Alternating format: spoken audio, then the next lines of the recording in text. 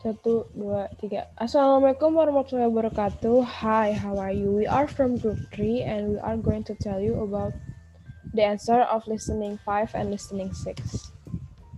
My name is Jahila Malaysia bin Abdullah. My name is Isminur Aziza. My name is Zafira Safa Kalisa.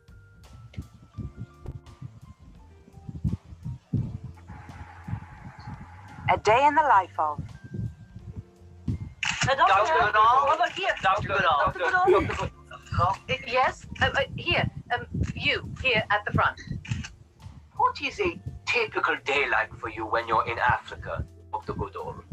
Well, when I am in Gombe, I get up at 6:45. For breakfast, I usually have a piece of bread and a cup of coffee. Then I go and find the chimps. What happens when you find the chimps? I spend the day following them in the forest. It can be very tiring following the chimps, crawling through the jungle, but it's always interesting, as I never know where I'm going to go. Do you stop for lunch? Oh, I usually don't bother with lunch when I'm out. What's the hardest part of the day?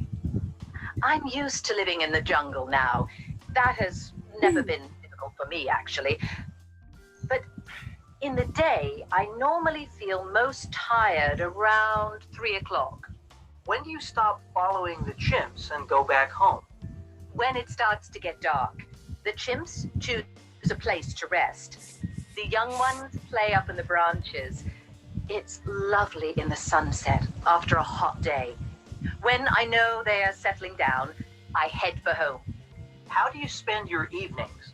The Gombe evening is magical. It's dark by 7:30 p.m. I jump into Lake Tanganyika. The clear, fresh water makes all the tiredness go away. Then I cook something like beans, onions, and tomatoes over an open fire. How about here in the UK? I guess your day must be a bit different. Just a bit, yes. In Bournemouth, where I have a home, breakfast is at 9, which is great because I can get 3 hours work done first. I always have many letters to write. I try to reply to them all, especially ones from children. In the morning and the afternoon, I write replies to all the letters. I have tea with my family in the late afternoon and then go for a walk with my dog. After supper, it's back to work again.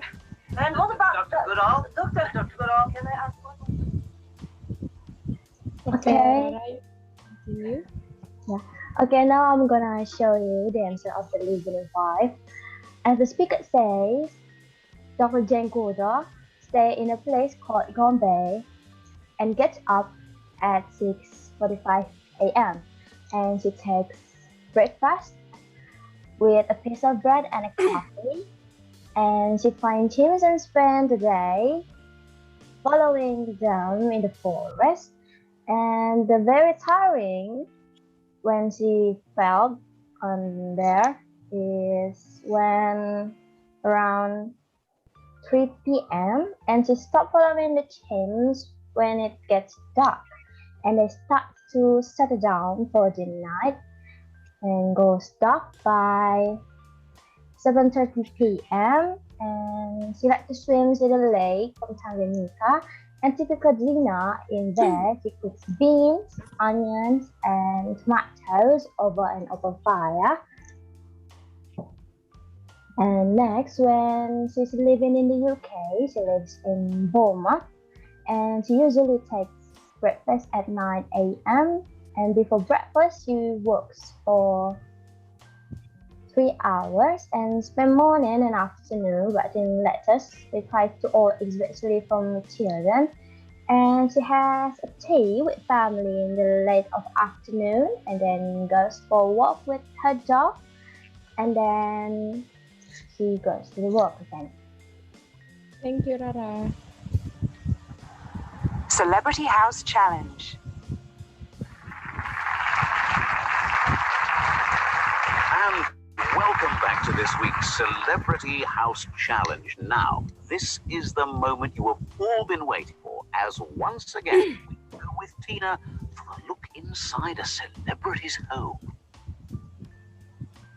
Thank you, David, and welcome to all you viewers out there. Well, here I am in one of the most luxurious homes I have ever been in. And just look at this wonderful lounge. In the middle is a superb leather sofa that can seat no less than 6 people. And in front, there is this marvelous coffee table made of wood with a glass top.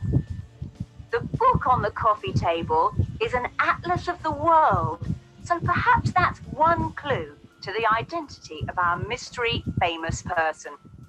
It seems they're adventurous and enjoy travel. On the wall behind the sofa is a great painting, a fine example of modern art. This person is clearly very cultured and has excellent taste. And opposite the sofa is a television.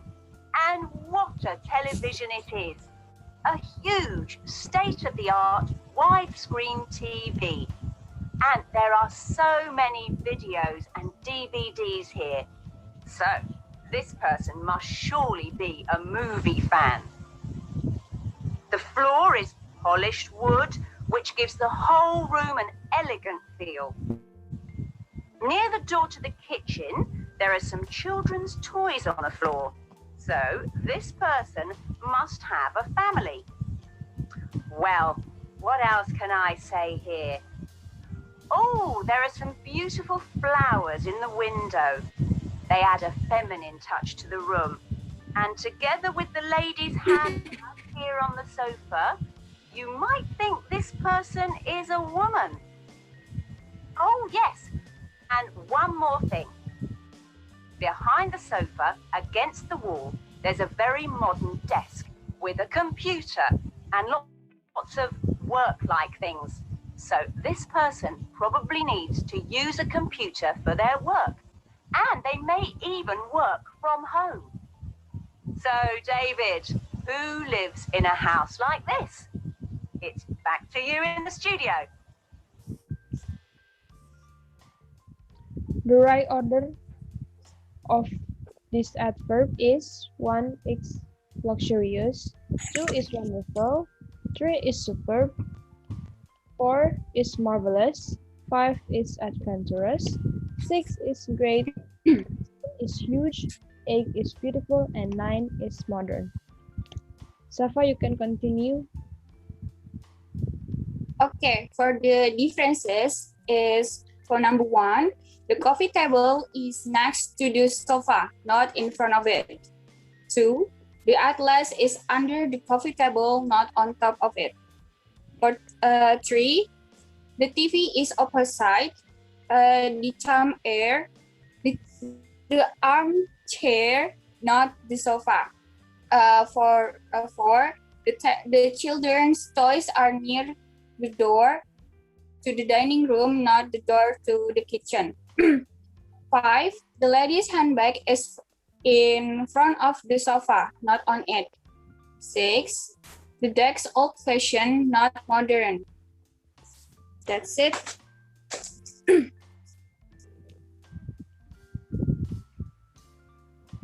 And that's it. Thank you for listening to our presentation, and thank you. Wassalamualaikum warahmatullahi wabarakatuh.